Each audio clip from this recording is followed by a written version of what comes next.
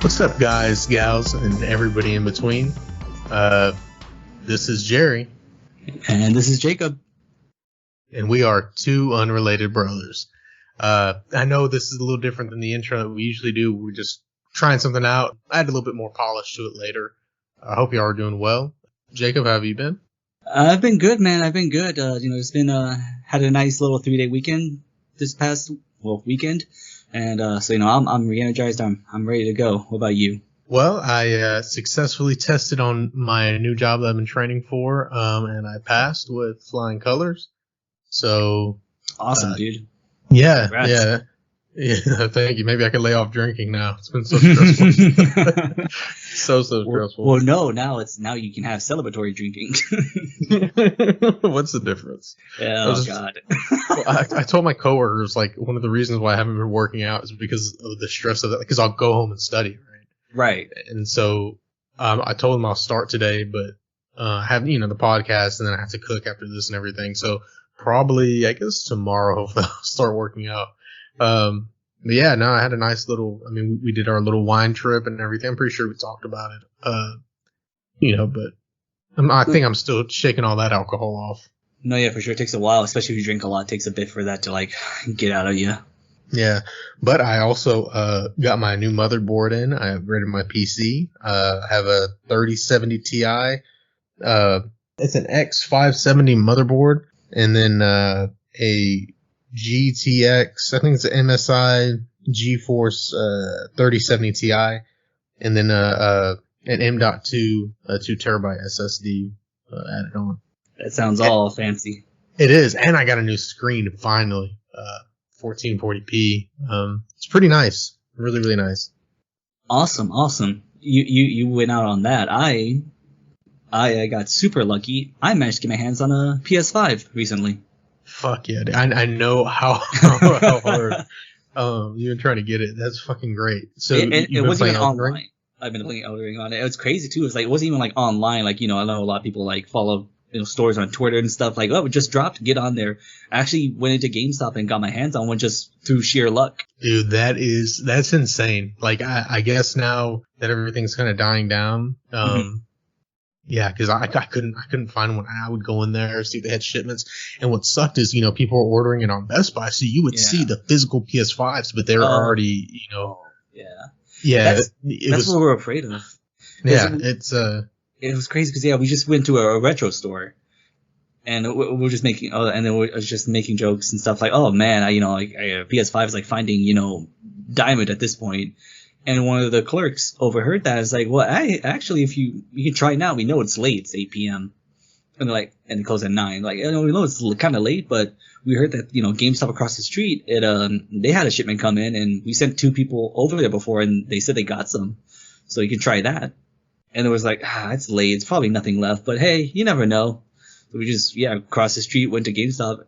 And as soon as we walk in, there's a small line. And the first guy in line is getting handed a PS5. We're oh shit, maybe we will get something. And sure enough, they had a couple bundles left that were specifically for in-store. They weren't available online. So that was a relief. So what bundle did you get? I got the basic one, 825 gig, which is crazy to think that's nothing now, but yeah. Got that with the controller, a headset, and 2 games. Gran Turismo 7 and Horizon Forbidden West. Oh, shit. Okay, I know you're a big fan of that. So that was nice too. And then plus $25 on PSN. So I'll get a game 33% off, which is, that's still cool. I'd recommend that Spider-Man, that Miles Morales. I think it's around that price point, maybe $30. It's pretty good. I enjoyed it. Haven't beaten it yet. Yeah, I played a little bit of it when I went to your place to try the PS5. It was so funny because I remember when I first went to your place to mess with it, my first thoughts on the menu and stuff were ugh, I hate this. I don't like this. And then as soon as it's on in my place, I'm good with this. I'll get used to it. Not a problem. I still haven't gotten used to it, to be honest. Yeah, it's so weird. I think I miss the old menu still, but it takes time. Yeah. Well, my thing is I haven't really played on it because the memory has no memory. So I have maybe 4 games on it. And yeah. Sorry if you hear yelling in the background. We just got 2 puppies, and they are wild. What are their names? So Bailey and Trooper. So a boy and a girl. They're Moxie, which is I think a Mauser mixed with a weenie dog. So they're like Uh, literally 12 inches long each, and I think that's all really they're gonna grow. Yeah, I yeah. like how he wanted like a big dog, and you got those little things. I know. Well, it was kind of a luck, I guess. My coworker just couldn't take care of him anymore, and it was cool of him to recognize that he couldn't do it, Hmm. and asked me if I wanted him. So I actually got him for free. I still would love like a German Shepherd, something like Murray, which of Hmm. course nothing will replace Murray. Of course. But it's just cool having like a big dog. But these little guys, they're cool too. They like to run around and oh, it was horrible. I got home from work. I was still talking to you about it, and we had to leave them in the Yeah. restroom, which I have a big restroom.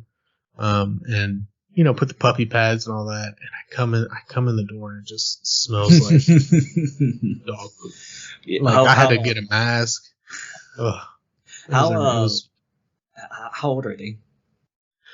so Bailey, which is the girl, she's 6 months, and Trooper, which is the boy, is 4 months. Oh wow, yeah, that's gonna be lower. It gets better, man. Because we got Luca when she was 6 months, and it sucked. It really did. It didn't suck. It was hard. It was difficult. So, but now she's a great dog. So it'll get better. Yeah, well, and they're trained for the most part. Like they do know how to Oh, use like the doggy door and everything. okay, okay. It's just that because of Jeffrey, he's a cat, and they've Mhm. already had some run-ins, and I don't want him hurting them, especially when we have we're not there to protect them or intervene. So that's why we put him in the restroom. 'Cause he's just an old ornery cat. So Old man, get out of my house, kind of cat. yeah, he kind of looks at him with this like look of disdain. Well, I guess yeah. Once they're more comfortable there, then you'll trust them to like just leave him alone. Or that even if he I does hope try, so. or even if he does try something, they'll just let him be. I hope, man, because he whooped up on Bailey or on Trooper. Mhm. But I guess that's enough rambling on my part. No, that's So good. what are That's we here good. to? Oh yeah, yeah. It's been a while. It seems like it's been kind of a while. I feel like it's not that long, but it just seems like a long time. Yeah, we're still, I think it's because too we gotta get back in that rhythm of like at least recording every so often. We had that little hiatus. Now it's like, all right, we gotta talk again. We do this for fun, Yeah, but we do this. yeah. Because it is fun, and then it's also, but at times it can kind of be challenging. Like but like in a good way. Like Yeah, I yeah. enjoy the editing process. I enjoy like maybe because there's a lot of breathing on our end or just Hmm. weird pauses. I enjoy cutting that and Hmm. making it seem like one fluid piece of audio. And I know I'm not like the best editor, but I feel like I do pretty decent. I mean, I hate listening to my own voice, but I do listen to our episodes. Obviously get a hand of like, oh, what do we need to handle? What I could do better, this and that. Uh, and the way it's edited pretty well. I mean, I can listen to myself with your editing, so I think that's a plus for you. You got a handsome voice, man. I hate it, man. It's not, if it sounded how it sounded in my head, how what I'm saying now, I could do it, but it's like like for everyone, once they hear it record, it's like, dear God, no, I'm horrible. Yeah, I think that is kind of a common thing for some reason. I know I looked up the reason for that, but it's just like it's just it just sounds different to you because of just it's coming out of you. So and then once you hear it though from Yeah, like through a third party, it's like, oh fuck, this is what they're hearing. I punch myself. Um, yeah, I know what you mean though, because recently too, I know you finally posted one of my things on Instagram. I'm learning to photo edit, and at yeah. first, yeah, the first one, it just to do a little stupid drawing, it literally took an hour, and it shouldn't have taken that long. But I was just making all these little mistakes and stuff, and like I was undoing things. It wasn't doing what I wanted it to do. Now I can get like a pretty decent looking, shit post going in about like half an hour. Like, oh, like we can work with this, and I do enjoy it. Like, oh, I can play around. Like, oh, I want to do this, but I don't think I could do that yet, or I think of a cool idea. I'm like, I think I can pull that off, and it's a nice little thing. I can gives it a little flair. It actually gives it like a face. Well, before we get too far into it, I totally forgot to mention at the top of the episode, but like you mentioned, we have an Instagram, we have a YouTube channel, which I need to upload more of our videos on, a Gmail at two unrelated brothers at gmail.com. And I want to say one more, huh? No, well, our Spotify, you can listen to us on Spotify or Google Podcasts. But yeah, if you want to see some of Jacob's art, it's on Instagram. He's doing like a really good job. Kind of cracked me up. This one that you showed me kind of cracked me up. It was funny. So hopefully y'all get to see that pretty soon and laugh with us. But man, you've been doing a really good. Do what? I was gonna say, thank you. I think you were gonna say you're doing a really good job. I appreciate that. But I was gonna say it's mostly shit posts. It's stupid memes, so don't go in there expecting anything great. But like I said, mainly shitty memes. But then I'll post, like today I posted a couple of screenshots from the game we're gonna talk about pretty soon. We'll also announce like, hey, when we're gonna drop a new episode. Just like little updates like that. Try to keep in touch with people who listen to us and interact with it. It's nice, putting up stupid memes that I normally wouldn't put up on my own stuff. So for sure. So with that being said, what game are we going to be covering today? Well, this is episode 20. That's insane to say. And as what we like to try, we're going to keep trying to do with every 10th episode. We want every episode to be special, duh. But the 10th ones, there's just something special about them, how they feel and look. We're going to talk about one of your favorite games of all time, I'd say, right? Not just of this generation, just ever. Yeah, so I originally played this game on PS3, and I played it nonstop, platinumed it, went back and played, and this is one of those games that you can, if you try to play it like a normal shooter, you totally can do that, but you get kind of a little reward by thinking of it differently and playing it a little differently. And this game is Spec Ops: The Line. Yes. And it's crazy to think, Jerry. It's almost been 10 years since it's been released. Yeah, I know. And surprisingly, I know you know of kind of some of the beats of the story, but this is your first kind of foray in actually playing it, right? Yeah. So like obviously, since you love this game, you've platinumed it, you've played it a lot, and all that good stuff. You know way more about it, and probably know more about like the little nuances and stuff than I do. So like whatever you told me, that's my knowledge. And then I did all the research after I played the game, so I wouldn't get spoilers or nothing. But I knew the main story beats, the big I guess plot events. Right. And even with that, even with having kind of knowing what was going to happen gameplay wise, kind of in the story, what direction it was going, even then, like it still was able to suck me in. I think the way it was designed to, and we'll get to that in a bit. But so this is my first time playing it through in its entirety, and I enjoyed myself. I had a good time with it in a weird way. I appreciated it. So did it kind of surprise you, or did you get what I was kind of saying, or did how did you walk away from the experience at the end of the day? Yeah, it definitely hit me in a way. I think if I hadn't know anything about it, it probably would have hit me a little harder than it did. It still did. Again, don't get me wrong, but when you go in with knowing some of the big plot points, it's not gonna hit the same. But also the fact that it was still able to hit, it was able to like view it a little bit differently with that little bit of background knowledge. I guess it was a very unique experience to where it was partially spoiled, but it wasn't. I didn't know it all. I'm like, oh, okay, I know what's gonna happen next. It still caught me off guard, which is a testament to, I think, its story. And before we get into that, though, some of you may not know, well, a lot of you, because this game's not really that popular. Let me give you a little synopsis for this game. You ready? Yeah. All right, let's do this. Here we go. A small squad of Delta Force operatives are sent in the shattered city of Dubai after a massive sandstorm has rendered the city uninhabitable. You play as Walker, the leader of the Delta Squad. Your mission? Locate the survivors of the 33rd Brigade, led by the mysterious Colonel Conrad. There, you and your men will experience madness, a world shattered by the failings of great men. You walk a line, that razor-thin edge, separating your mission from your duty. And that is a combination of a Polygon article and the 2K website. So there you go. That is what we're dealing with here. And so, I mean, that I think that's a perfect synopsis, but it doesn't really capture I guess, the heaviness. Well, I mean, I think that's by design too, because Yeah. a lot of this too, we'll go into this as well. The developing team, Jaeger Development, and the publishers 2K Games, hence the 2K website. They had a big hand in the marketing as well. That there was going to be no spoilers in the marketing, so it was really hard to market this game as how it really is without giving too much away. Which in the end might have hurt it a bit. And again, we'll get to that little detail later. Right. But that's probably another reason why, too. They didn't give too much away in the synopsis. Right. So they kind of just, I guess, showed it off as like maybe a normal third-person shooter, I guess.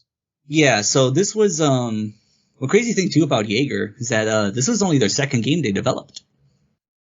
Really? Their first game was actually called Jaeger, and that was in 2003, and that was a combat flight simulator, and which was like pretty much forgotten about. And I think they were approached in 2006 by either 2K or one of their associated parties to develop Spec Ops, which this game, The Line, I didn't know this. This is the 10th title in the series, and was intended to be a reboot. Yes. So I actually have one of the original Spec Ops for PS1, and it's kind of like SOCOM whenever SOCOM 1 or 2 came out, but for like the PS1 era. Mm-hmm. That's the vibe they were definitely going for. So this was definitely a crazy change of pace and story, really. Yeah. So, and another crazy thing too is because 2K was just interested in reviving the IP, they gave free reign to Jaeger. They just said as long as you use the name and do one other thing, I forgot what it was right now, but as long as you do that, then we're not going to hinder your story. So they were actually allowed to do what they wanted, which again might explain why this goes in directions you don't see a lot of games go. Yeah. So, and this will probably make a little sense to you too, and what we're going to talk about later. This was inspired by Joseph Conrad's Heart of Darkness, which I believe talks about British colonialism in Africa, and explores the themes of power dynamics and morality. Well, there's definitely a lot of that in there, right? And then apparently a big thing too is that supposedly there is a little difference between civilized people and savages, a thin line, if you will. Yeah. And this is also inspired Apocalypse Now, which I think is probably another good comparison for this. Yeah, I would agree with that for sure. I mean, not exactly the same, obviously, but the themes are there. So if you know of either of those or both, then you probably have a good idea of like what direction this game is going to go in. So, like I said, they had free reign to do what they want with the story. Jaeger. They started in 2007. The game was announced in December of 2009, but it wasn't released till June 26, 2012. So there was a big gap between those first announced and when it was actually released, which some people believe that it might have hurt them because the hype died. Yeah. Ugh. Yeah, I know. Hearing that's a huge gap. Like a year, you could get away with that. Maybe even a year and a half, but over 2, almost 3, that's rough. That's a lot. And that release date was the same on the Xbox 360, PS3, and PC. Now, I won't go into the sales yet, but I forgot to do this past game too. Here's a couple of the big games that might have it's competition basically released around that window. Which June, the summertime, that's usually a safe bet. That's a safe space to release games. It's the holiday season that's rough. Yeah. So they didn't have too much competition. There are some interesting games in there, and I don't think I've ever explained how I do this. The way I do this is I pick games the month before, the month of, and the month after for this game. With the game we're talking about. So it's a 3-month range, because you could buy 2 games in May and be like, oh shit, I'm not gonna buy one in June or something like that, Or you can say I want to buy this, but next month is this. So that's my criteria for competition. You may go like, oh, but in August, like, that doesn't count. We're only talking about May, June, and July of 2012. So some notable games that released around the same period as Spec Ops: Diablo 3, Max Payne 3, the game we just talked about, Right. Mortal Kombat 9, the reboot, Okay. Telltale's The Walking Dead Episode 2, Okay.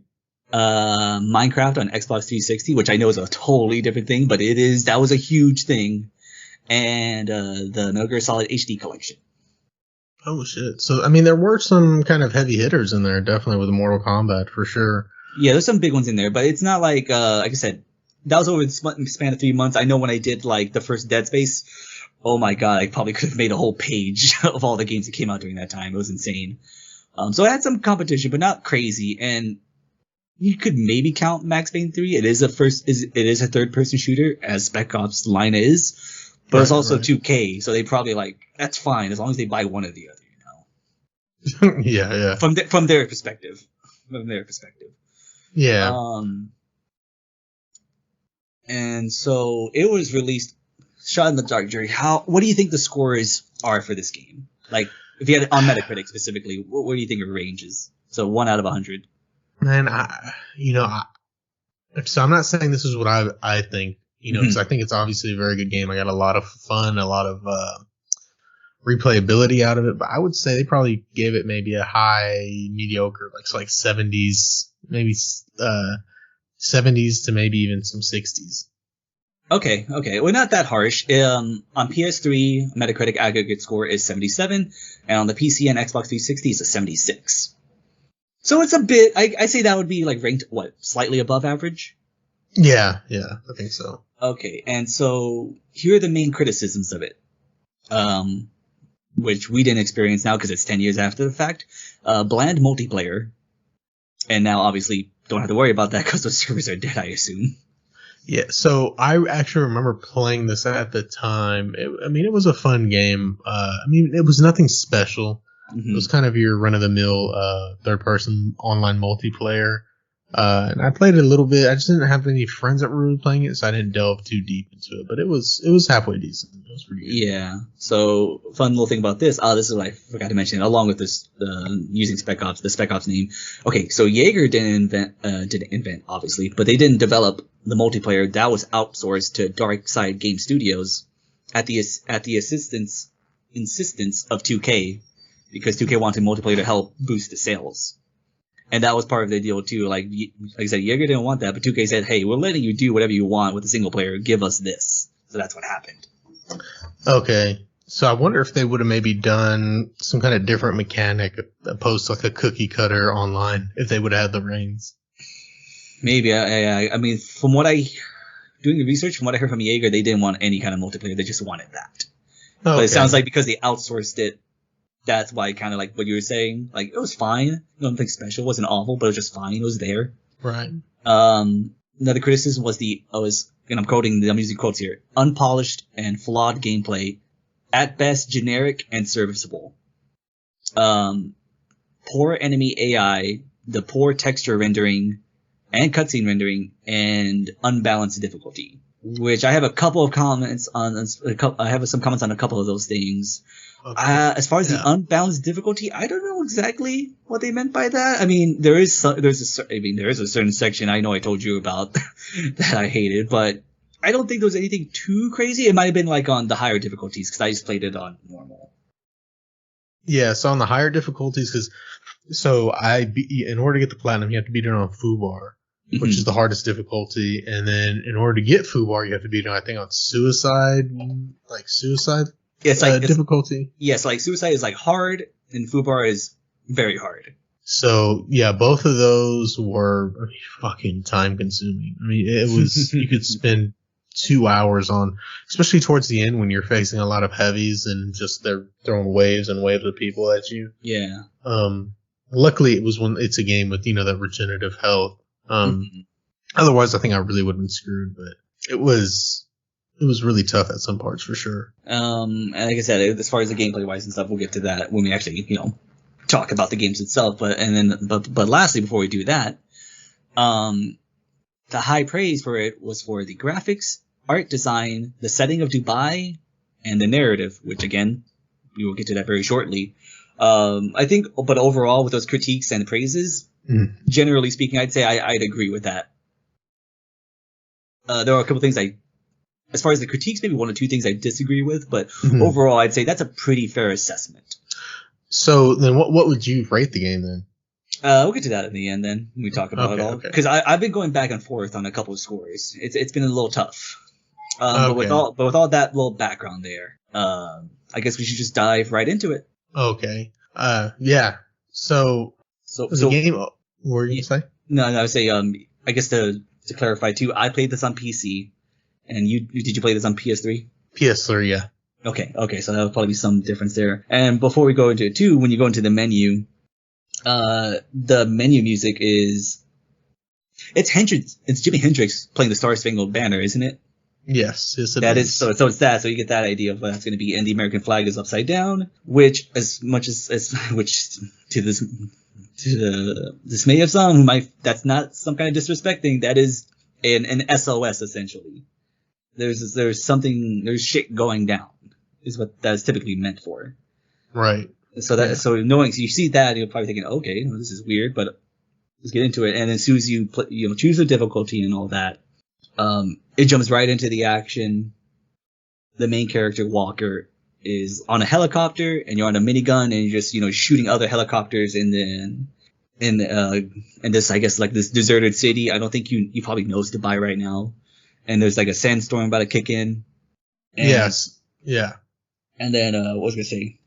Something happens to the point like, oh no, the sandstorm's gonna hit us hard now, and then it goes into the screen blacks out when a helicopter that you're shooting at crashes into you, and then from there on you get a little flashback to the beginning of the game. So I really enjoyed this opening. I mean, it was action packed. I mean, you're in a helicopter, you're blowing other helicopters away, a bunch of cool little scripted moments I could just play over and over and over. It was fun, and there's a little callback to this later on. We'll get to that. And I will say, when you first play that, immediately, if you're none the wiser, you would just think, okay, this is just going to be one of those games, like a dumb action game, essentially. And I will say this too, immediately recognize Nolan North. Before I didn't know about him back then. Now though, it's like, oh, that's fucking Nolan North. That's Nolan North. That's Walker. Yeah, one of the biggest names in gaming, I'd say. Now, especially now. Yeah, especially now, if you don't know Nathan Drake. There you go. So yeah, it goes into that, and it cuts to the team of Walker, Adams, and Lugo, a Delta Force squad. They're investigating a distress signal coming from Dubai 6 months after like a sandstorm absolutely tore the place apart. And the SOS is supposedly from the Colonel Conrad, who's in charge of the 33rd Brigade, and they stayed in Dubai to try to help the city evacuate and all that. And it was like pretty much radio silence for 6 months. You got that little signal from Conrad, I believe, saying like, death toll too many and this and that. So they're sent there, the squad, to investigate it, see if there's anyone alive, and then immediately radio for extraction. And that is their mission. Basically a little recon.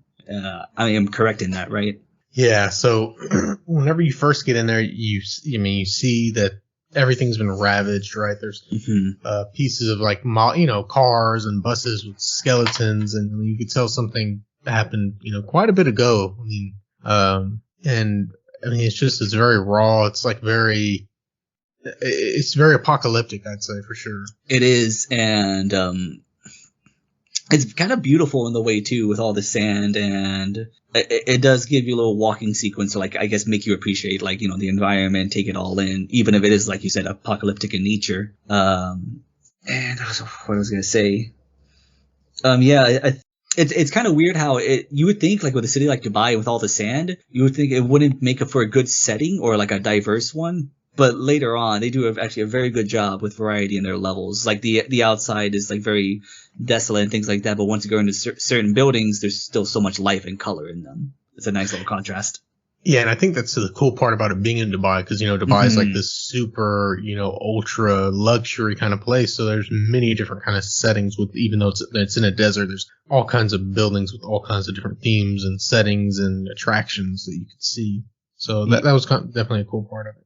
Yeah, and for anyone thinking like how much sand could there be, this looks like there's buildings in sand dunes. That's how much sand there is. This is like skyscrapers. Yeah, this is Anakin's nightmare. There's so much fucking sand. And how's a little bit? I think you run into looks like locals have a little shootout, and in here, what was I gonna say? You get to like a crashed plane. You can find some like little recording saying like what happened. It was like a crash and all that. And so naturally you see people like, all right, we go a little bit deeper to kind of see like what's going on, because I think at this point there's someone on the radio, like a DJ on the radio talking, and then you go, okay, there's definitely more life in here than we thought.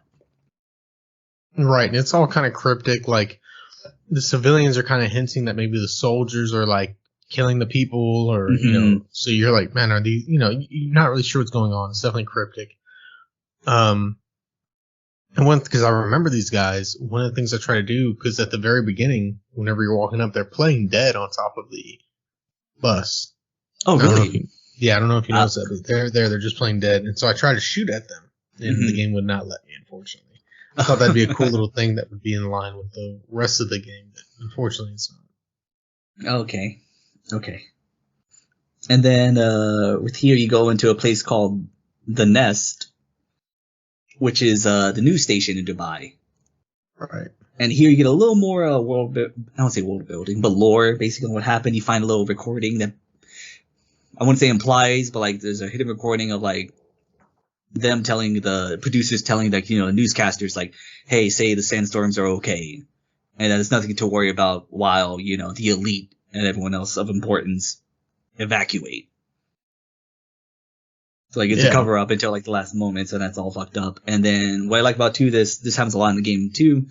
In the news station, there's graffiti, and you have like these skeletons, and like they're a newscaster, a cameraman, a sound guy, but they're all skeletons. So it's kind of like basically like liars and these like reapers and such. Like they're responsible for all that's happened, which they partially are. Right, and so. Another thing too is I believe like the graffiti gets darker and darker as the game goes on, which is kind of an indication of Walker's mental health. Another thing too, which I thought was cool, is his actual melee finishes go from being proficient and kind of quick to becoming more brutal and unhinged. Kind of like a madman, kind of just beating the shit out of somebody. Yeah, so like just like you said, the art, like the graffiti and stuff gets more dark. You have these squad commands, so it's not that different from like other games like SOCOM and stuff, where you tell your guys like Lugo's the sniper, like you tell him take him out. Adams is kind of the heavy guy. You say like you tell these guys to take him out, all this and that. As the game goes on and shit goes crazier, Walker's going, oh, take him out. Like he'll start like getting kind of into it, where like I need you to get him. I need you to take him the fuck out and stuff like that. Like you said, it gets more brutal. Same thing with the executions. Like I said, it starts very generically for like the first hour or so, and then it just off into the deep end it goes. And I think around this part is where it starts to do that. Right, and then also as you get into more firefights, your guy is getting more and more torn up. His uniform, his equipment is just getting fucked. Throughout the entire game, it's just getting worse and worse and worse and worse. Yeah, like there's a lot of evolution physically with your character's model, and then like especially again we'll get to it soon, mentally, because at the start of the game too, again it's just one of those typical like, oh, we'll be fine, all this. Adams is kind of like the no nonsense kind of deal. Walker's their captain, the superior, and Lugo's the the wisecracking smartass. He's always trying to he's cracking jokes every 30 seconds at the beginning. And of course, my first thought was, oh god, I'm gonna hate this guy. But that stops really quickly when they realize the gravity of the situation, which I appreciated that. Like they weren't trying to force that. Like it shows too, like that's how bad this is. This guy's usually like lighthearted and stuff like that, just always busting everyone's balls, and then he stops because this is like really bad. Yeah, he kind of becomes the voice of reason in some aspects for sure. Oh yeah, it does a real good job of that. So you get into another firefight after you pass through the news station, and there's a cool little sequence where like the sand beneath y'all collapses, and you have to like hang off one of the floor beam supports and shoot from there. So that was like a nice little thing. You fall down, slide, and you get into a little section where nothing. It's a short little one, but one of the big things I saw I really liked the graffiti is like an like Lady Liberty Grim Reaper, like a Grim Reaper version of Lady Liberty with like the American flag on her and stuff, but with like a AK in one hand and all that. It was really cool. Yeah, a lot of the artwork was pretty. I mean, you could tell it's like politically driven. There's definitely a message within it all. Oh yeah, for sure. I mean, this is one of those things where people say like, "Oh, I don't like political games," and it's like, motherfucker, like it just depends how you do it. And this is a game I think that does that executes that idea perfectly, though. Yeah, I would agree with you for sure. Mm-hmm. Like everything has like some kind of message, and this one's very clear with this message, but it does it in a fantastic way, which we'll get again. It gets crazier. Don't worry. I know we're kind of just blowing through it right now, and it is kind of a short game too, but it's at a brisk pace. It doesn't feel like too short or nothing. It's just like, oh shit, that was a lot. Then you get into a little section where it looks like a civilian base, but there's like you get to a section where there's like a wall of like executed soldiers, like, and you can tell because like, just single bullet holes in the head with like more graffiti art. It's like a mountain, like a lot of dead bodies, and like you can hear the flies and everything. Like and here on too, it comes into the point where like death, it shows like death is brutal. It's not like, oh, you leave them and then it's gone. Like there's decomposing, and probably the smell is all horrible. Yeah, they definitely do show a lot of that. And then it's like it's almost like a mass grave, almost kind of, right? Yeah, it's real mass grave. Like, so you see the buildings, and that's rough, and then it just gets really weird once you see the soldiers executed, and it's like the 33rd, the people who are like, you were sent there to like see what it was all about, and these guys were supposed to help the civilians. Now it kind of looks like some shit went down. You might be able to put together what kind of happened, but you don't know exactly what happened. Like, it just got to the point where they couldn't keep things under control, and then it just became like martial law. Right, yeah. So, yeah, it's the kind of thing, because you go in, you're thinking, okay, it's the 33rd good guys. Okay, they got to be good guys. Oh, wait, maybe they're bad guys. And then it's I don't know. It just kind of throws you back and forth. Yeah, because this is the point, too, where you see these other Americans, or an American guy talking with, like, what it seems like they're the civilian insurgents, and they're interrogating who I believe to be is a member of the 33rd. And you save him, and guys like, and the guy you save from the 33rd goes, oh, let me just talk to my guys downstairs. And like, he just repels down, and then you look, and you see that your guy you killed is the CIA, which of course is probably never a good sign. Yeah. And whether you killed them or not, the fact that the CIA is there is like, oh, yeah, there's definitely something going down. And this at this point too, where you rappel down, you're trying to like, hey, we're trying to help, but these guys are like super spooked by the CIA, and they don't know who you are, so they just assume you're CIA. And then these U.S. soldiers start firing at you, and you don't have to. I guess that's kind of the point too. But if you want to progress, you're gonna have to start killing some soldiers too. So, and again, that's another thing that you don't see a lot in games where you kill Americans as an American. Yeah. Yeah, definitely. Service members killing, the same team kind of thing. And yeah, the CIA kind of part of it always, I mean, everybody kind of knows, like, CIA's there's something fishy's going on. Exactly. Yeah. So that was kind of good. And there's also some brutal interrogations and some bodies on display too at different parts. Like a guy, he's wrapped up in like I guess a wire for for speakers, and he has a speaker shoved in his mouth, and it's playing all kinds of just crazy stuff.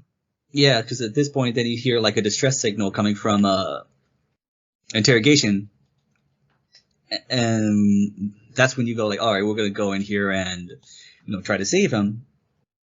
And so you're growing further into the shit, and then I like that what it opens us next.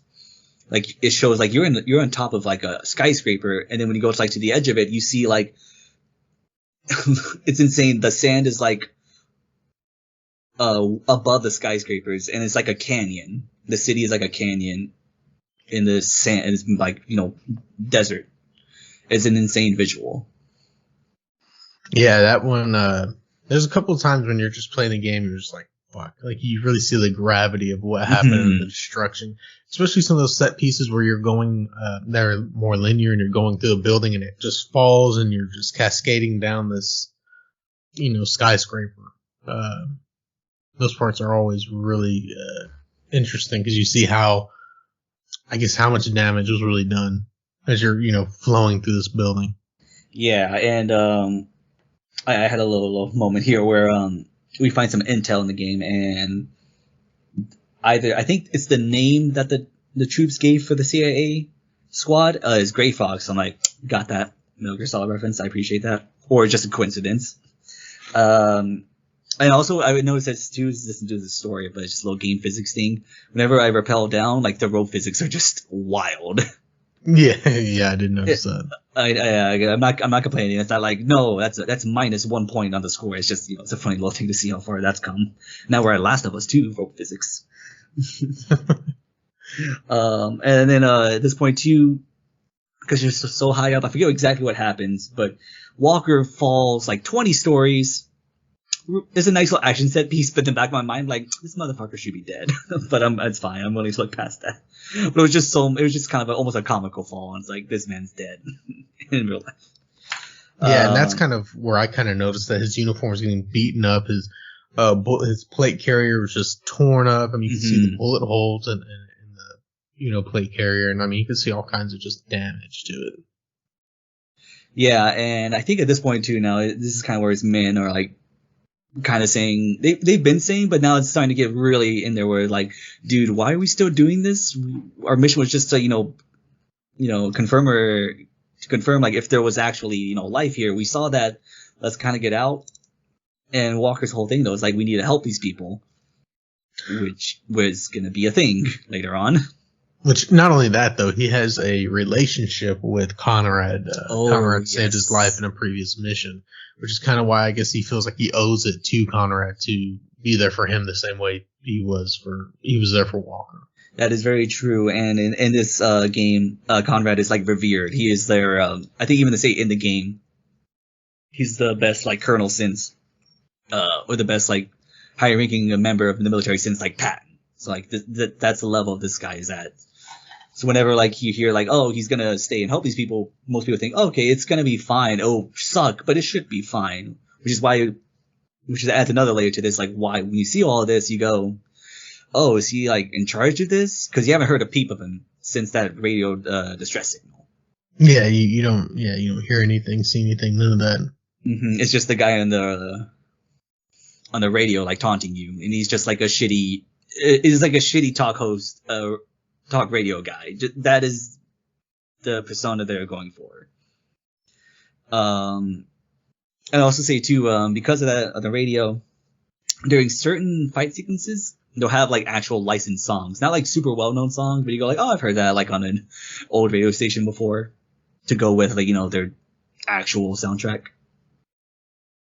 Yeah, I did notice it definitely has like kind of a almost maybe like a grungy kind of metal rock kind of theme to all the music. Yeah, it gives it a little cinematic flair, but not to like over the top where it's like, oh, it's like it's dad rock. That's what it is. So it's just a nice little background to it. It gives it a little flair.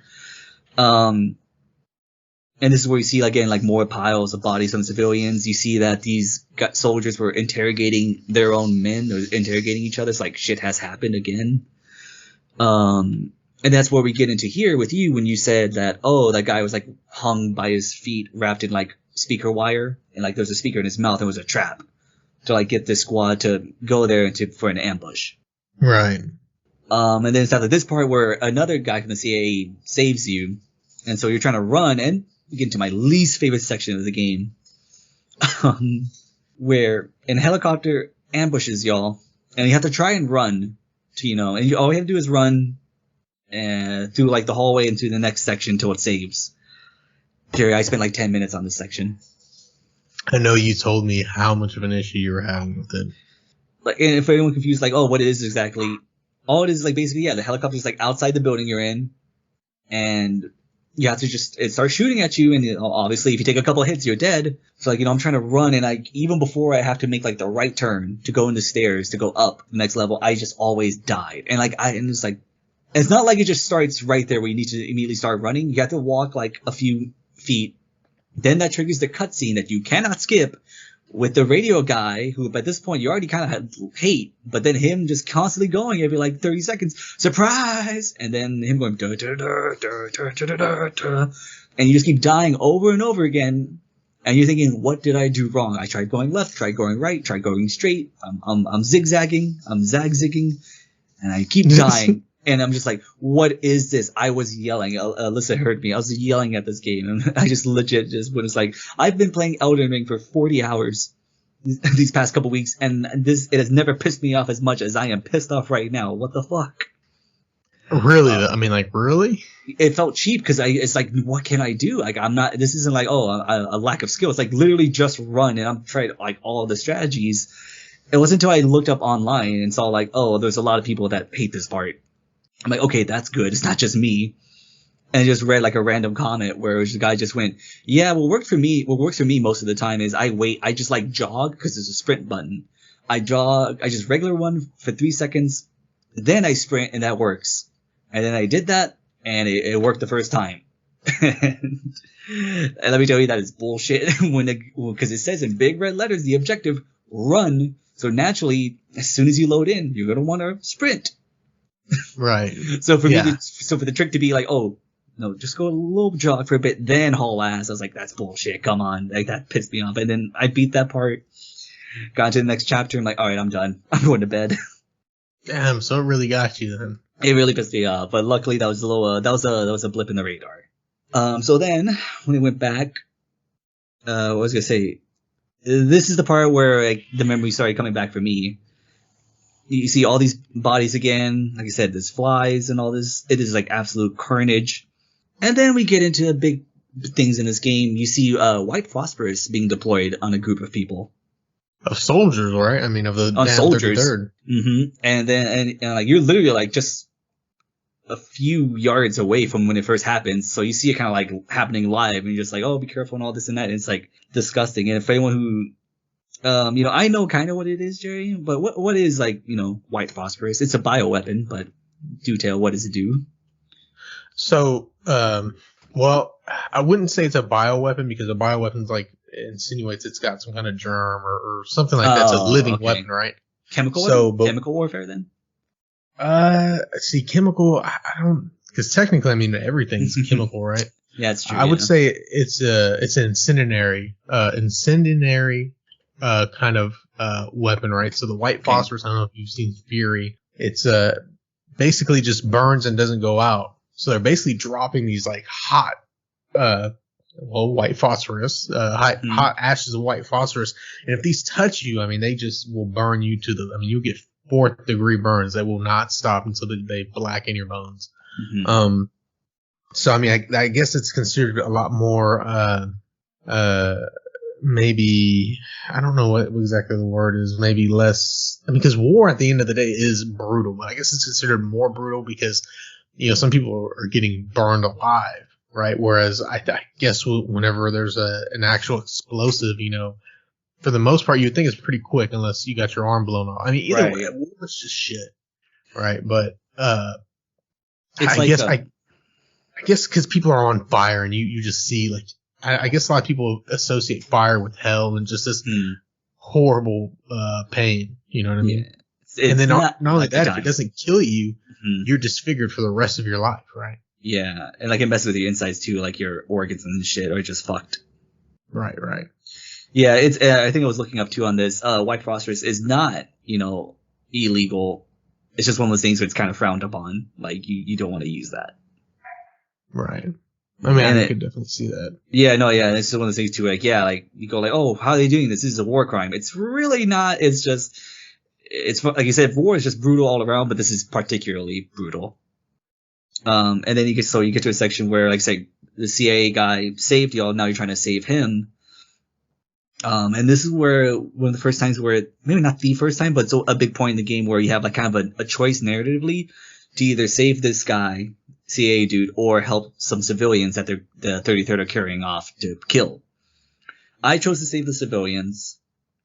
And I know Adams wanted to do that while Lugo wanted to save the CIA guy, so naturally it's up to Walker to decide, what to do, the player.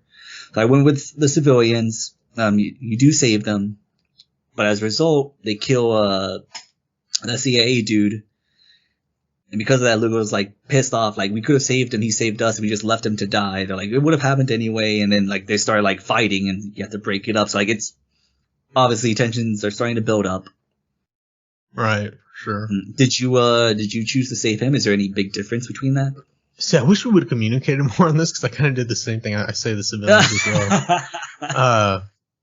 Yeah. Do you know what happens if you save Gold? That's the guy's name is Gold. No.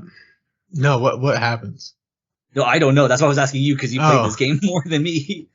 Well, I think I might, like, there's a trophy for maybe saving him, and I think I just did it for that trophy, got the trophy, and turned it off. Oh, okay, yeah, no, yeah. None of these choices change the game too much. It's these little, I think it's just more of like, it's trying to like speak to the player of like what you value, like how you play a game, kind of like what you said, or like what you would do in this situation. Even at the time, I was not a fan of the CIA, so. No, yeah, that's what's kind of too. Like even if I didn't know. Like, nah, these guys are spooks. I'm going to help these guys out. They're having it rough. They don't deserve this. So after this, you find out like on him. I don't know why they didn't check, but whatever. It's not besides the point. They find like this little information on him, like a map or whatever, to like his other CIA buddies, and then goes to the next chapter, which this is the part where I'm like, oh, I know what's gonna happen. Yeah. Because there's like this army of guys between you and where you need to be, like this giant gate. And they go like, oh, we can't fight through these guys. We're going to die. And I think it's like either Adams or Lugo. I think it's Adams. They'll go like, oh, well, we have this. And you see the white phosphorus set up. And so Lugo goes, we can't use this. That's too much. And Walker goes, this is where I go. He goes, oh, we have no choice. Lugo goes, there's always a choice. And again, that is a big thing through the rest of the game. And probably through the whole game, really. So I believe... Yeah, you're on Walker's on the computer, actually, like, like an ACR 130, kind of that whole thing. Like, you see where you move the thing, you move the target, and they'll shoot them. I think Adams is doing recon, and Adams is shooting while Lugo does recon of where to go. And I have to say specifically ACR 130 because you just see, like, body heat. You don't see the details. You just see things moving, and you go, all right, shoot there. And even though I know what happened, I was kind of thinking like, oh, am I going to see it? But it just happens so quickly. You take damage quickly that you instinctively go, oh, I need to fire this or else I'm going to die. So you do that and like you just see like clouds or like it was smoke go through the screen while the body signatures just disappear. And you're like, all right, that's cool. You just like, we're good. Then after that, the game forces you to like walk slowly through the carnage of like what you do. You're literally walking through the consequences of your actions. Right, and there's people running around on fire or crawling. Yeah, saying kill me and stuff. Yeah, it's pretty fucked up. It's pretty fucked up, and again, I think kind of what you said here, Lugo, at this point, he kind of becomes just like a surrogate for the player, where he just goes like, this was too much, we shouldn't have done this. I think it's like a little moment here where like Walker goes, enough of this, enough of that, basically shut up. Lugo goes, what you say? And Adams tries to play peacekeeper and goes, he's saying, stop talking, this shit is, toxic. And he goes like, right. Like basically saying he's not just telling you to shut up, he's like, there's a purpose to it, even though that's exactly what Walker is saying, like, don't question him. Yeah, there definitely wasn't a, ulterior motive, it was just... Yeah, like, I think that was definitely just Adams being like, we're good. And then, you walk to a guy who's like, near on death's door, and he just looks at them, goes, why? Walker goes, oh, you gave us no choice. You brought this on yourself. And the guy right before he dies goes, oh, we were just trying to help. And then that's when you find out like, well, they go, what? And then you go into the tunnel where you saw like a lot of body signatures before you shot. And you realize this is basically, they were evacuating civilians and you just fucking launched white phosphorus on a bunch of civilians. Yeah. And I mean, it was like quite a few, like maybe 60, 70 people. It's a lot. Yeah, well, and then not only that, man, I feel like as the game goes on, the more and more Walker becomes blinded by, he's just willfully blind. Like he doesn't want to realize what he's done or what's going on around him, because then he would have to take acceptance, or he would have to accept that it's his fault. Exactly, and like I said, this game does not pull any punches. You see all this disgusting, like, these disgusting bodies, and the worst one by far is a mother holding her child, and covering her eyes, and like they're just like deformed, like they're gone, they're dead. They're kind of like just frozen. It looks like Pompeii almost in that sense, like just kind of just frozen in place. They're burnt to a crisp, like yeah. And Walker's got like that 1,000-yard gaze, because he's like realizing like, oh fuck, we did this. Well, probably for a second he is, while Adams and Lugo in the back fighting. Adams like defending him, Walker going, hey, we had no choice. We just thought what we did was right. Lugo's going like, we turned us into killers. Basically like, nah, man, this ain't cool at all. Yeah, he says he turned us into fucking killers, and it's kind of, he's having this Saving Private Ryan moment where it's just like, wah, like you're just barely hearing the background noise. Yeah, you're barely making out what they're saying, and then all of a sudden he has this moment of clarity, and he's like, and I think that's the part where he just totally flips his blinders on. He's like, yeah, we got to keep going. Yeah, he's like, we got to keep going, and then he'll say something like, this is their fault. He doesn't say like, oh, we fucked up. And I noticed that too immediately. He says, we have to go on. We have to make them pay for what they did. For what they did, not what he did. He gave that order. They made that choice to do it. And he immediately just like, yes, I think too, this is where the PTSD kicks in too, because he immediately just like, nope, this is on them. We didn't do anything wrong. They made us do it. Is essentially what's boiling down to in his mind. Yeah, it's just, this is what gets really bad too. And this is also when they come across a radio and they actually hear Conrad talking on it, so that he's alive. Yeah, and what I like about it too is he's talking. Is it inferred? I was a little confused by this. Is Walker the only one who can hear his transmission?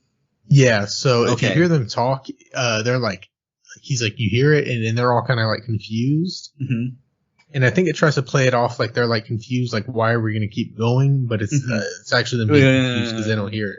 Yeah. I just felt like, is he the only one that has that frequency or something? Because it seemed like whenever there's a radio transmission, all of them heard it. But whenever it's Conrad talking, it seems like he has to relay to his team what Conrad is saying, which I thought was weird at first. And what I like about this too, when he's talking to Conrad, the objective that's on your screen legit just says obey in red, which is funny. Yeah, and so I think in the game there's a couple of parts here where you're meeting with soldiers and they give you a binary choice, either shoot this or shoot that.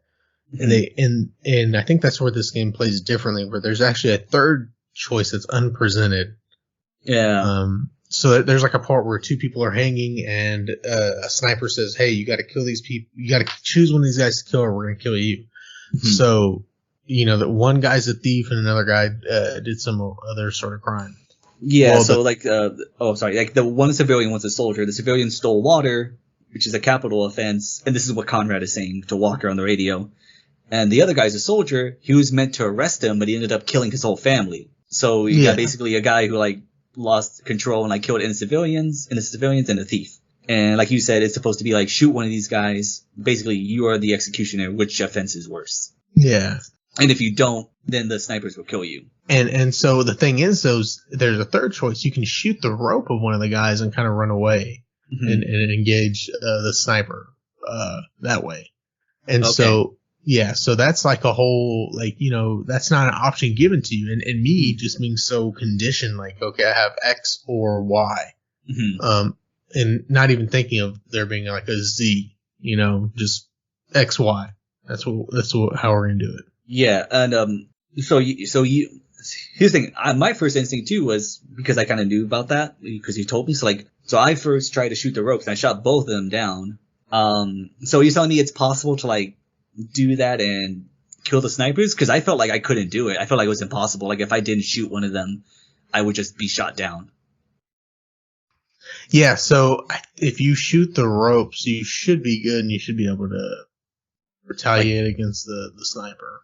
Oh, okay. I tried. Maybe I just suck, but like I tried to, and I could not do it. They shot down Lugo and Adams, and then they shot me down. Like I just could not proceed without like killing one of them. Yeah, I had to. I think I had to watch a video on how to do it. But it is But yeah. possible. Yes, I believe so. Okay, then I'm glad we talked about that. Then that'll change something later on down the line for me. One of my issues or critiques, I should say. So then after that, you do that, and you have another crazy sandstorm fight. And when this happens, you can't command your team at all, and you can't see much, but neither can the enemies. So you fight through there, and you have to take like refuge in this pipe. Mm-hmm. And I really like it because when you get in there, there's this red lighting, and it makes it seem like you're in hell, which you know, in a way you are. It was a nice little visual I saw, and I really like that a lot. Yeah. I did see you post a picture of that on Instagram, so it was really cool. And then from here on out, you meet up with a guy called Riggs, another CIA dude, and he's basically laying out the plan, which is like, you know, go into the aquarium where the 33rd, their HQ is essentially, and steal their water. And that's how like you take them out. And a little thing I found though too in the intel, Riggs was talking about Conrad's psych profile and saying like he thinks he's suffering from PTSD.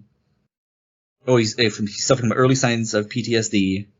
And that he has some kind of morality thing where he thinks he's better than everyone else and he knows everyone else. And it doesn't help that he's revered like that, and that he will displace a responsibility of his actions to his superiors. And I was reading that, I went, okay, yes, this is clearly his profile, but this could very much apply to Walker as well at this point. Yeah, very much so, for sure. So I don't think it's meant to be like a thing where like, oh, it's actually Walker's name or anything. I think that's just like a little sign, a hint that basically Walker is going through the same thing, and that's a subtle way of the game trying to tell the player like, hey, this is happening right now too. Right. Yeah. And this is at this point too where I'm starting to notice the executions, because if there's an enemy down on the ground rolling around crying out in pain, you can kill them, and before it was just a quick headshot and that was it. And also another thing to add too, when you do this, you get ammo, which sometimes you really do desperately. So there's another reason for it. At this point though, here's where I notice Walker now starts like headbutting them and like absolutely like beating the shit out of them to death. This is what's happening now. Yeah. So I just feel like it just got more and more brutal as like I said, as time went on. Yeah, this is where I first started noticing that. And not only that, I mean, did you notice how their uniform was getting more and more torn up? Yeah, I think it was after it's after this next section where they actually get into the aquarium and they steal their water tanks. These trucks. Mm-hmm. They're trying to escape, all of them, and Walker's on one of them with a grenade launcher shooting, and Riggs is on one of them. He's realizing that they're not gonna make it out of here, so he ends up ends up crashing the water. The water tanks, there's not even like, oh, they stole it, now nobody gets it, so everyone's fucked.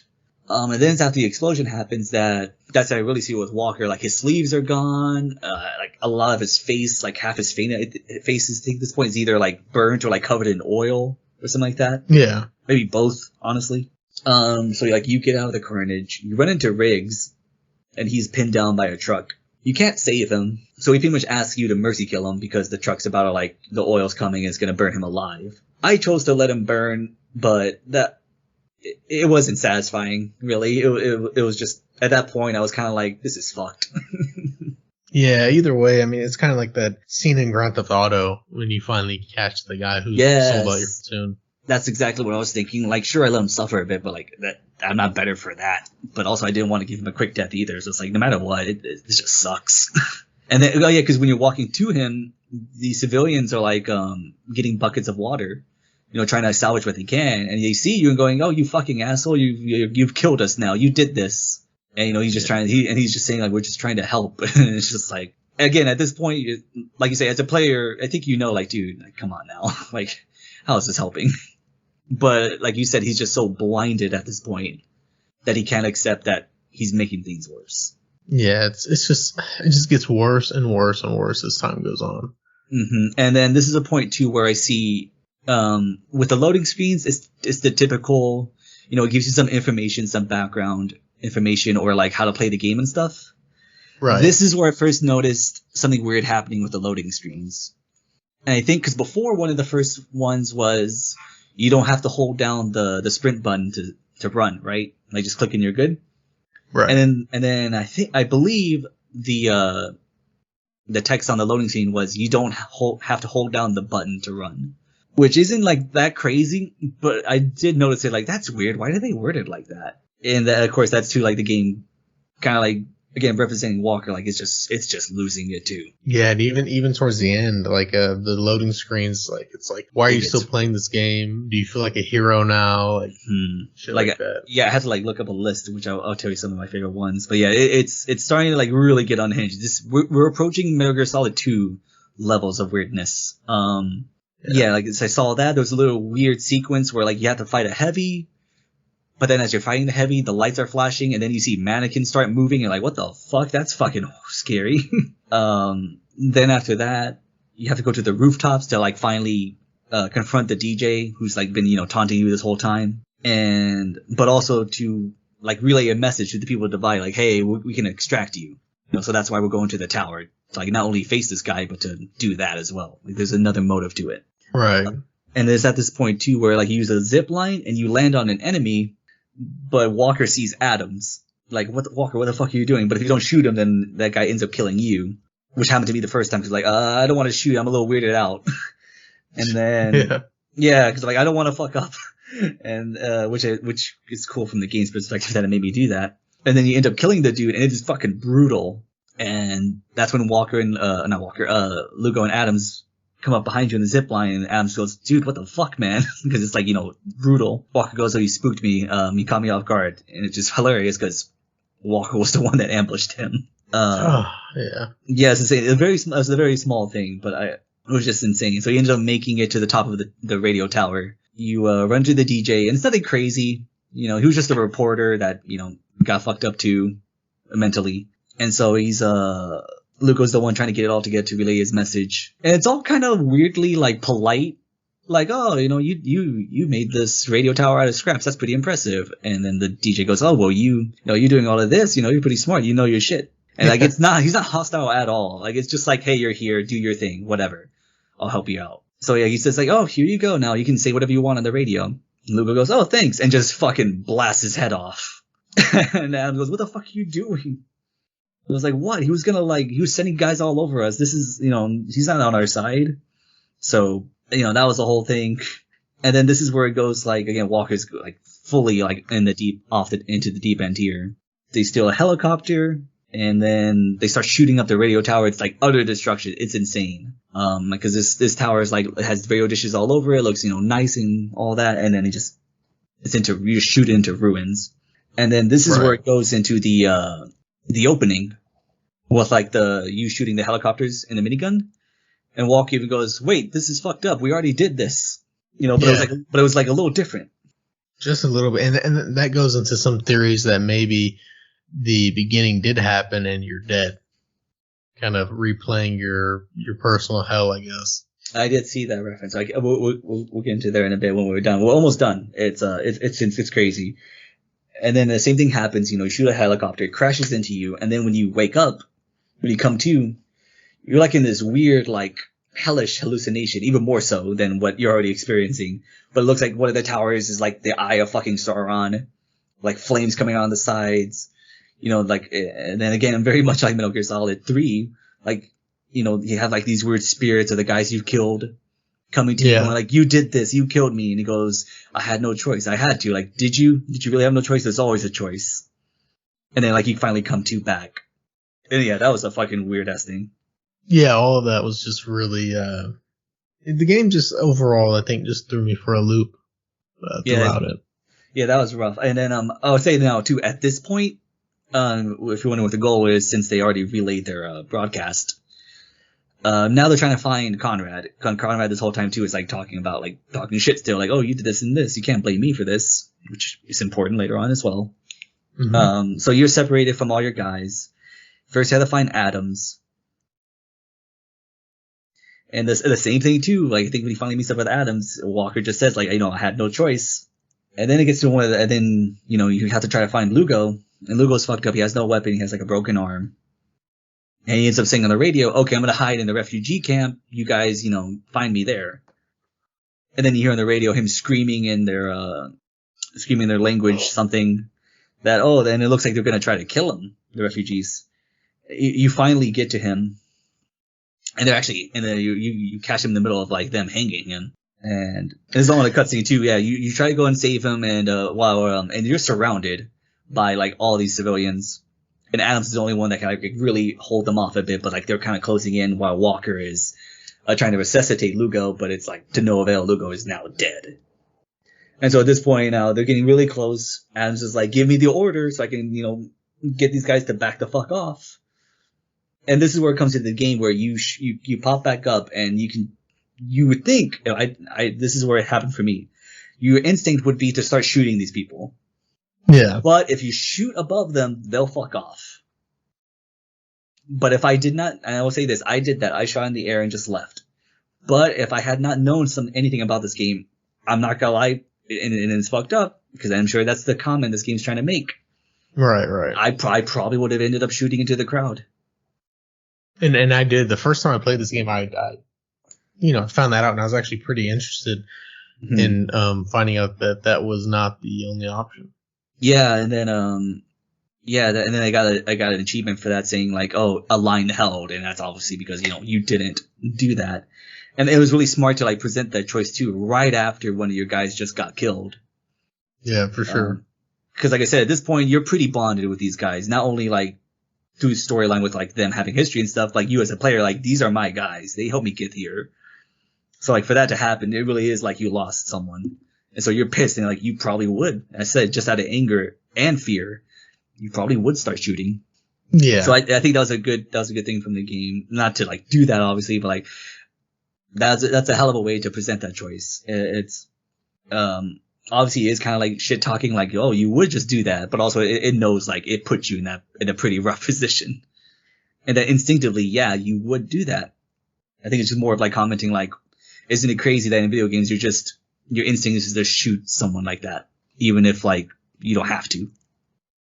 Yeah, because I mean, like I said, even in the loading screens, it'd be like, "Do you feel like a hero now?" Or, That's just taunting you. Yeah, that's the best one. Where it's like through the levels, or I didn't die a lot. That's not me trying to brag. I did die a bit, but not like a lot. So I didn't see like all of them because I only played this game once. But I did see that, and that was one of the ones where like it was pretty bad. Because another one I'm trying to think. One of the this is the one that really got me. Is one of the loading screens says collateral damage can be justified if the gain outweighs the cost. How much do you think Adams and Lugo are worth? Like fuck. Yeah. Like, that's really crazy. So you're down a man. Everyone's you're naturally both pissed off, especially since it seems like Lugo was like the most self-aware one. Not self-aware, but like he was the one most accepting of like their actions. And so for that to happen, I think they both kind of realized that too. Like, this is not the guy they wanted. Like, they don't want anyone to die. But, like, this is probably the last guy they wanted to die. I don't know. I got that feeling. Did you get that feeling? Yeah, I just feel like with him, like I said, the voice of reason kind of died. Mm-hmm. And I think they're kind of like, okay, now it's, we're already in the deep end. Now we're just totally. Yeah, kind of like, maybe he could have been okay, but like, we're fucked. Yeah. Yeah, I got that sense too. And they're talking like they're right outside the tower to meet Conrad, and they're talking and just like, we need to kill him. He deserves death. And Adams, naturally goes, well then what the hell do we deserve? Walker goes, we both know what that is.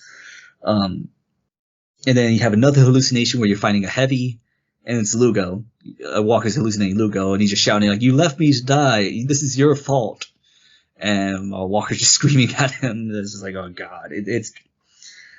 Like, he's full on insane at this point. I mean, he's probably been insane, but now there's no questions about it. Right. And so, then, go ahead. No. I was just going to kind of continue off of what you're saying. Like, once you fight through all these heavies and, I mean, just a whole shit ton of soldiers to get to Conrad's building, and it just have that kind of like Eye of Sauron kind of look. Mm-hmm. And, just a bunch of soldiers standing still, which I thought was pretty interesting. And they salute you, right? Yeah, like one little thing too before you get to that point. Hmm. And this is a little weird little moment in hindsight too. I'll get to it in a bit. Conrad says, "Lay down your weapons," and then well, no, they tell him to lay down his weapons because like there's completely surrounded him and Adams, helicopters and all that, and Walker's about to do it because he just wants to beat Conrad. Adams at this point is like, "Fuck that!" He's like, "Don't you fucking dare!" And so he like pushes them out of like their little base. He goes like, "Fucking run!" And there's explosions and bullets, bullet fire and stuff like that. And I think it's presumed that Adams died, but that's never been confirmed. But I'm like 95% sure he died while you're running away from that. Yeah, for sure. Yeah. Which I mean, obviously I want him to live, but also maybe that is the best option for him at this point. It's very conflicting. I have conflicted thoughts on that. Yeah, so I think any of them would be just damaged humans after the fact. Yeah, like I don't want him to die because again, he's like out of all of them too. Like Lugo was the voice of reason, but Adams was like kind of close behind him too. He was kind of hit or miss. There were some things he was okay with Walker. I think he was just more accepting of it. Like he had the rank, the chain of command, while Lugo was like openly like, "Fuck this, man, this is fucked up." Like he listened still, but he was just much more vocal about it. Adams was a little subdued. It wasn't until like near the end where he was just like, "I'm listening to you, but I don't fucking like it." Yeah. And then this is what goes into what you say. Yeah, like Walker gets into finally the tower, and it's this weird little thing where like five or six guys on each side of this little hallway before the elevator like salute you and go like, "Oh, Conrad is waiting for you. We're all that's left of the damn 33rd." And you go up there to him, and you're like you're looking through some things. You find like a letter to his son, Conrad. Conrad's letter to his son saying like, "Oh, they're gonna tell you about me one day, and I'm sorry for that." And then he has like a drawing of his wife or a picture saying like, "I think about you, and that's what helped me. I'm sorry." And then you go up to like the second story of like this penthouse, and it's Conrad painting the aftermath of the White Phosphorus, and it was specifically of the mother holding her child. Yeah. And this is like getting weird. Like, how do you know that so well? And it's very otherworldly, and that's the reason for that too. And he goes like, well, "What is this? What's happening?" He's like, "Oh, you know what this is." And then like Walker looks behind like the painting thing and sees like a long, not a corridor, but like a walkway, and there's like a body on a chair. And when you turn it around, the chair around, you realize it's Conrad's corpse. Like what maybe weeks into decaying. Yeah, it's pretty worn. Yeah, and like what the fuck? And this is where the game like throws its big twist on you that Conrad's been dead, and that Walker was just using him as basically a scapegoat for all the atrocities that's happened, for his decisions. Right. And that and then it cuts to like things like, oh, the people being hung by the hands, and you had to choose whether to save them or not. Those guys were already decomposed anyway, and then like you were just hallucinating that they're alive. Another one was like when you catch the radio, you pick up the radio when you first hear Conrad, you see that it's broken, it's busted, there's no way it can work. And then when Walker's talking into it, that's when Lugo and Adams look at each other like, "What the fuck?" And basically just like, yeah, you basically have one of those like inner battles where it's like you can shoot Conrad and like, I guess choose not to accept responsibility, or let him shoot you, and then, I presume it's Walker committing suicide in real life, and the game would end. Yeah. I for the sake of just seeing the rest of what the game had to offer, I shot Conrad. And from there, Walker sends out a transmission saying like, "Hey, requesting, evacuation. Survivors, one too many." Yeah, that was, and so during this scene, some soldiers come to kind of pick him up, and there's two options at this point, right? Yeah. This is like after the credits, and then this happens, and it looks like a lot of time has passed because Walker at this point now has like a full on beard and everything. Right. And they're kind of, Humvee rolls up, they're telling you you're a hero or whatever, and you can either choose to kill them or just get into the Humvee. Yeah, because when they arrive, like you have Conrad's jacket on, and these guys are out, and you have an assault rifle. If you have you have an automatic weapon on you, and so these guys are like naturally like, what the fuck is happening? They can tell too, like, oh, this guy's shell shocked, like he is not okay, like, and it's like they're pointing at him, ready to shoot just in case. while one of them goes like, "Sir, it's okay. Put down your weapon, please." And like you said, I think 3 things can happen here. 1, you open fire on them and they shoot you and you die. 2, which is the one I went with, you can just lay down your weapon, let them take you, and they'll just say like, "Oh, you're a hero," like you said, like you're a hero and all this and that. Like, but we saw some shit going in here. Like, how did you survive this? And he goes like, "Who says I did?" Yeah, and then, that kind of yeah, it's fucked up. And then the third one is you open fire at them, you win, you kill them all, you go on their radio and just go like, "Welcome to the Bay," which is exactly what Conrad said to y'all, or what supposedly he said when you and your squad made it. Yeah. And that's how the game ends. And yeah, that was a fucking journey. And yeah, definitely the game does a good job of portraying itself as your normal shooter and then slowly kind of spiraling into something different. No, yeah, for sure. So like, I'm all for the twist and stuff. I think it was cool. But that does raise a couple of questions for me. In that, did Lugo and Adams know that Walker wasn't talking to anyone and was just kind of like going along with it? And I feel like the game never really explains that too well. I feel like that's kind of why they're showing like Lugo and both of them kind of giving more and more resistance as the game goes on. Yeah, but I feel like at that point, like, you gotta go like, this guy's not all there, or they just kind of like, oh, is there like something else we're missing and that's why? Because I feel like that's one of my little criticisms there. It's like, I know like chain of command and all that, but at that point, that's like you at the very least you go, "Dude, sir, who are you talking to?" At the very least ask that. And then the whole like there were just corpses, just skeletons being hung up. Yeah. And then of course, that opens the thing to where, like, oh, if you don't shoot them, like, if you for me, like, I shot them down and I kept dying from the snipers. Right. Then it's like, if I did that, then why do they try to kill me if they weren't even alive? Or is that just like a mental thing? I think that's another weird part. Yeah, for sure. Mm-hmm. And like again, same thing too. Like, you see Walker shooting this. I think at that point I probably might have answered my own question. If like Lugo and Adam saw that, do you just accept that he's fucking gone? And this is just it. That you're only listening to him because he's your superior. Yeah, I feel like that's kind of what was going on, and that's kind of why they give more and more, what's the word? Friction. Yeah. Definitely towards the end. But so with all that, what would you give the game as far as a score? Because I know you said you went back and forth between 2 different scores. So what scores were you going back and forth between? Well, before I do that, let me say, like, first off, the story, great. Story is great. I love how it does play with the tropes and the expectations of players, the tropes of games, first, especially military shooters. And the expectations of players, like how, like you said, you would normally play it one way, but the game like kind of tricks you and messes with you into doing it a different, or like you should do it a different way, but without like forcing you to do it that way. Like, the only thing you have to do is to do the white phosphorus. But like I said, even then, it's not like, oh, it's like you have like 10 seconds to like look at this crowd and go, I don't think those are soldiers. It's very quick. It's very easy just to go like, oh, because you don't even shoot into the crowd. It's like you shoot this Humvee, and then the white phosphorus just goes in that direction.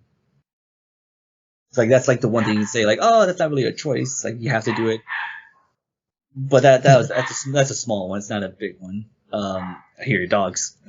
Yeah, they're going crazy. I think I told you about this though, and I would agree with this with the game. The gameplay is clunky. I did not like the controls. I didn't like the movement. And I would say, like, yeah, even at its best, it's fine. It's tolerable. It's basic. The cover system is pretty bad. I don't like it.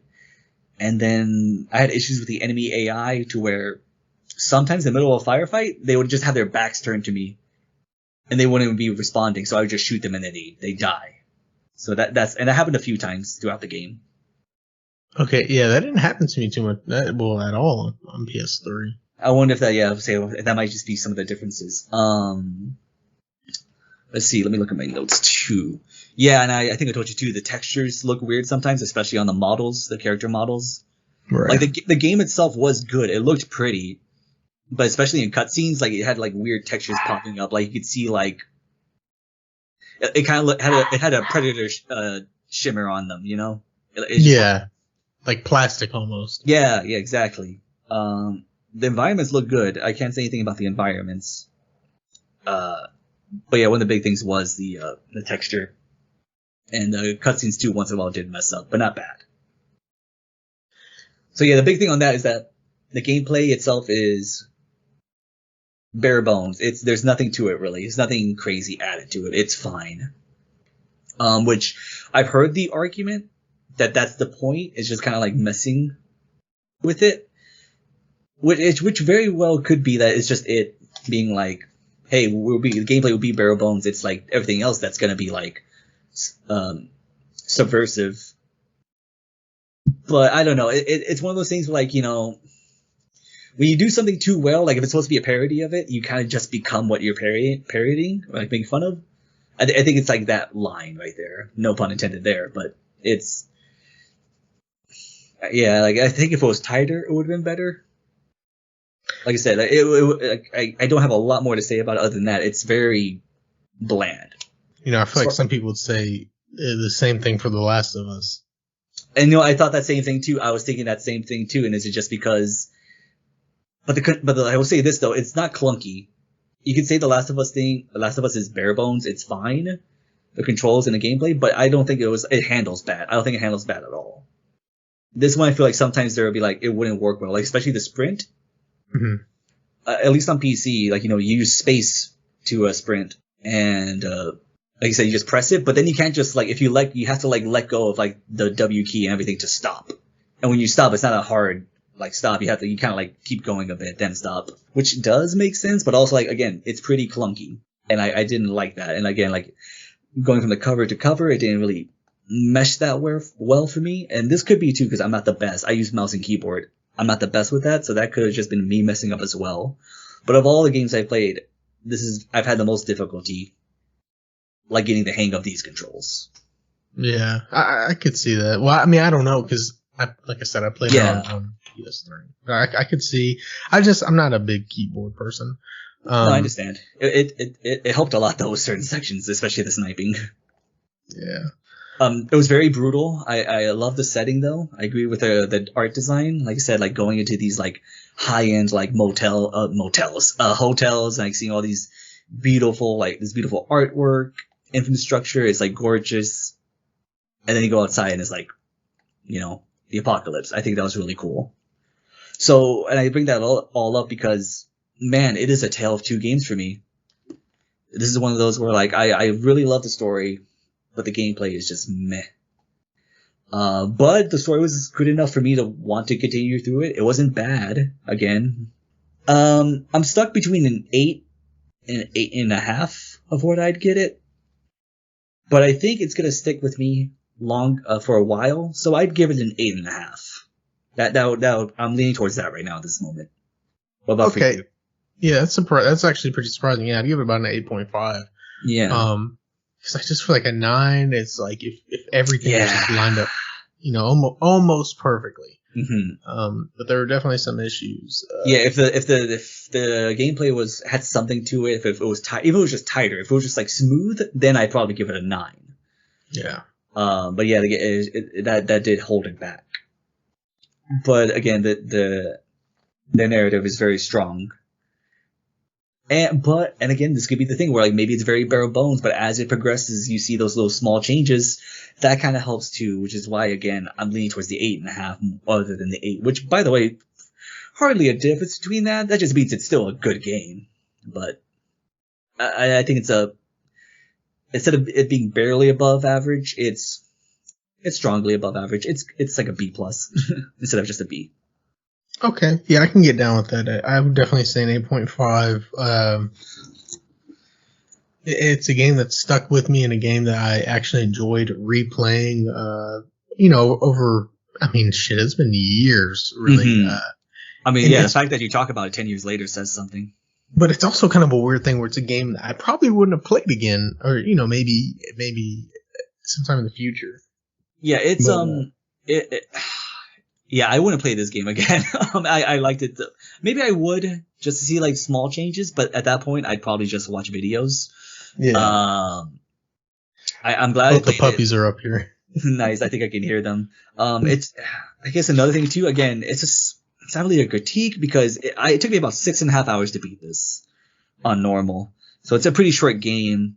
I would have been kind of upset if I paid $60 for it. Yeah. And the multiplayer was kind of meh. No, I got this on sale, so it was fine. I'm fine with what I paid for it. But yeah, if I paid $60 for this, it'd be a little bad. Maybe the multiplayer would have helped, but since it was bland, probably wouldn't have added much value, especially since, I'm not much of a multiplayer guy. But the thing is too, it's 6.5 hours, so it's short. But I don't think there's anything missing really. I think it's just a brisk tale. Like Max Payne 2 is short, and I think there's a lot you could add to that to make it not so short. This, shit, I don't know. I think this is just tight. There's no fat on the story. Yeah, I'd agree with that. I overall, like I said, something I probably wouldn't come back to. It's something I would never forget. Kind of like Hereditary, right? Like it's something. Oh god. It's something that stays with you, but watch it again. Yeah, well, and see, it's not even the fact because the game's fun, so it's not even the fact that I don't want to. It's just yeah, it's just you got to be in the mood for it. Yeah, for sure. Because it's a good time, but also not a good time. It's one of those things. Like, what I was gonna say. Shit, I lost my train of thought. It's a lot. It doesn't make you feel good. It's kind of punishing. Not saying that's bad, but again, it's not one of those like, oh, I'm just gonna jump in this because I feel like playing it all of a sudden. No, again, you had to be in a very certain mood for it. I would recommend it, but again, it's not for the faint of heart. It really dives into shit. Yeah. Yeah. Do you have anything else? Yeah, I mean, I got a couple of things. I mean, like I said, I really liked it, and I wouldn't say I had a good time with it. It was more like I appreciated it. But I want to, before we get into like a couple of things, like just an interesting little behind the scenes things, and the sales. I do want to get into a couple more of the specific loading screens since we didn't talk about them all because there's a lot of them. Apparently, there's 110. Oh shit! Okay. But I'm not gonna say them all because a lot of them, kind of just basic.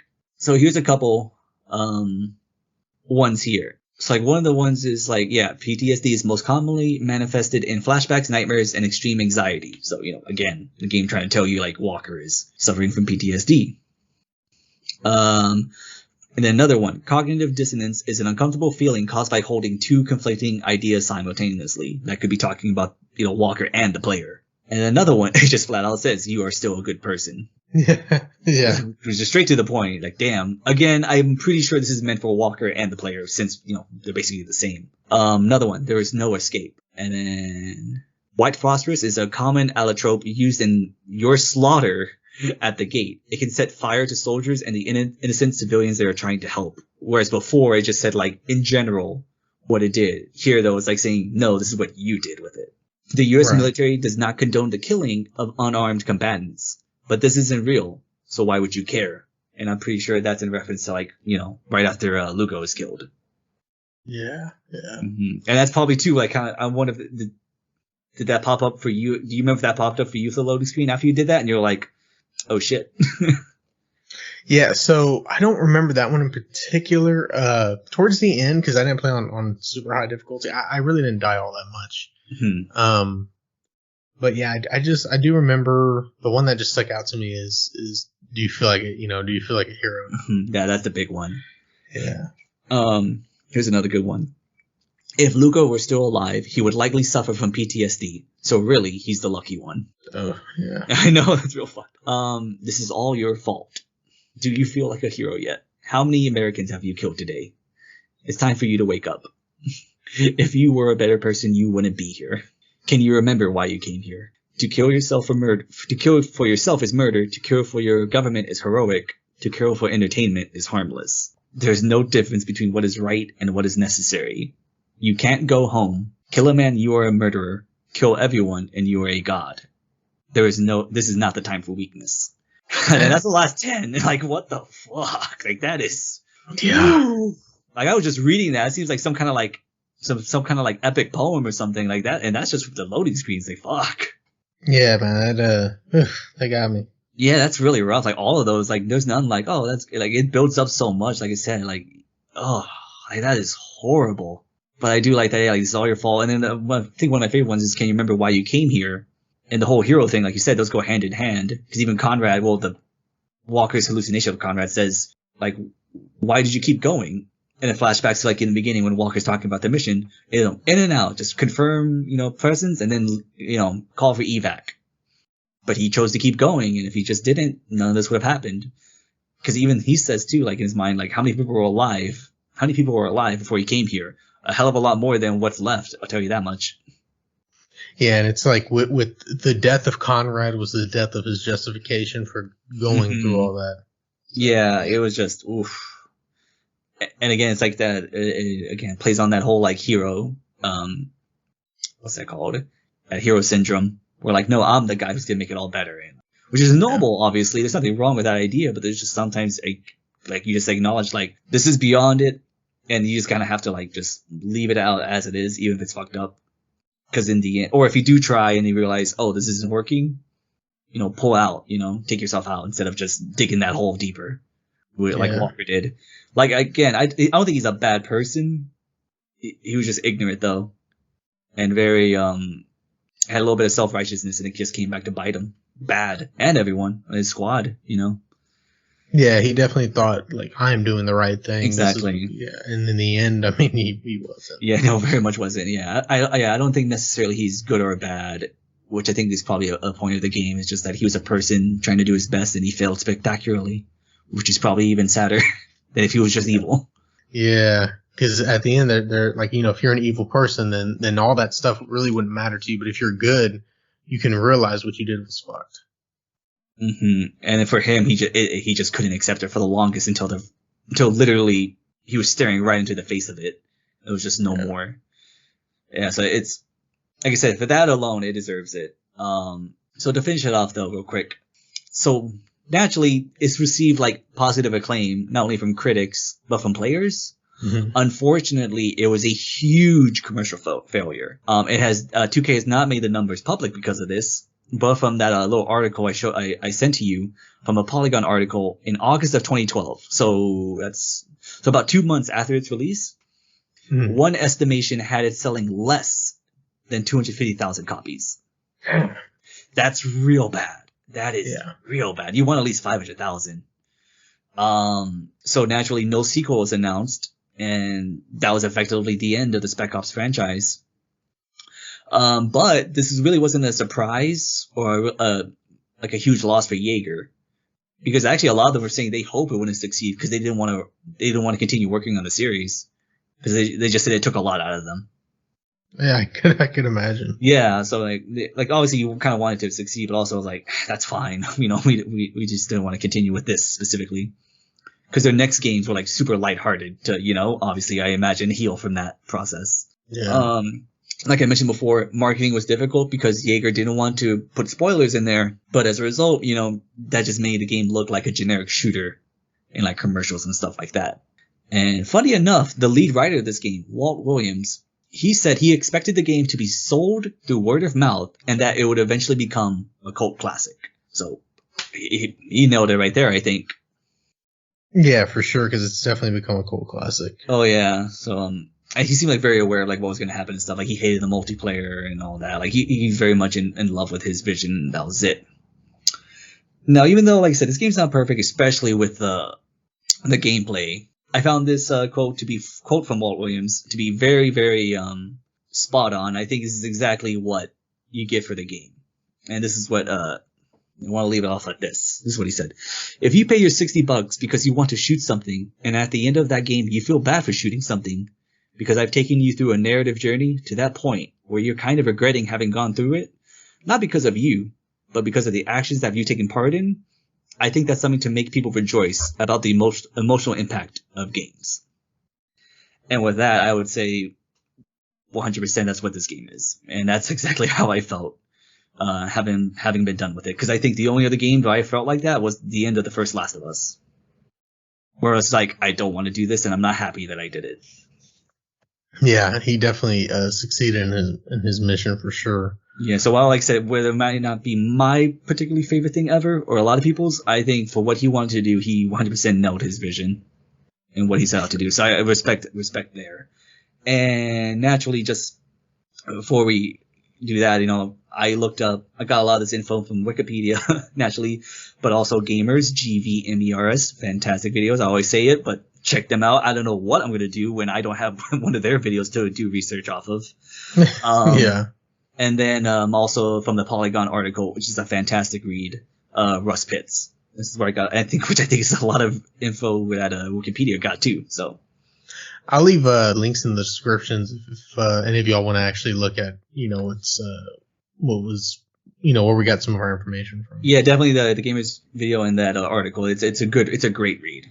It was very interesting to see. But yeah,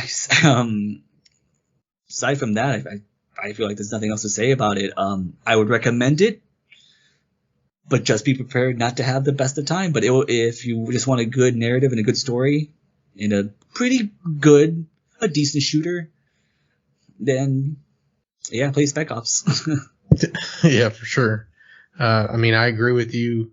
Really, there's really not much else to say. And this was definitely a longer one, so I appreciate y'all, listening with us. I hope y'all enjoyed it, especially as much as I enjoyed playing the game. And I hope maybe we've inspired you to maybe take a look at some older games that maybe you wouldn't have, and hopefully take a look at this game and boost the numbers. Yeah, it definitely deserves to be remembered. I think it does. Like I said, it is remembered from a very hardcore crowd, but I think it deserves to have a little more recognition, definitely. And if you're wondering too why, this is Jerry's game. I was talking about it more because he wanted to see a fresh perspective. He could talk about it all night and day, obviously, but he just wanted to see like someone who just went through the ringer, I guess, what their thoughts were. Yeah, that, and I'm tired. I'm so tired. No, yeah, I get it, man. Yeah, it's a long day. It's fun, but man, it's hard sometimes to get this on. Yeah, man. 3.5 hours of sleep. Yeah, Jesus, man. I don't know how you do it. Well, it was just because of those dogs, man. We had to get them settled. Oh, yeah. Yeah. But, so I appreciate y'all for listening. I know Jacob appreciates y'all for listening. For sure. Definitely an interesting one. Definitely one of my favorites, and I can't wait to see what episode, because I assume we don't even know yet what episode 30 is going to be about, like another big one. Yeah, shit, man. I have a couple ideas for the next one, but take a little break from the heavy stuff. Well, thank y'all for listening. Y'all be safe. It's definitely a crazy world out there, and love you, bro. Yeah, just like Jerry said, thank you all for listening. Like he always says, time is the most valuable asset. You can never get it back. So for you to give us that, we really do thank you for that. I love you too, brother. Take care and be good, y'all. See ya. See ya.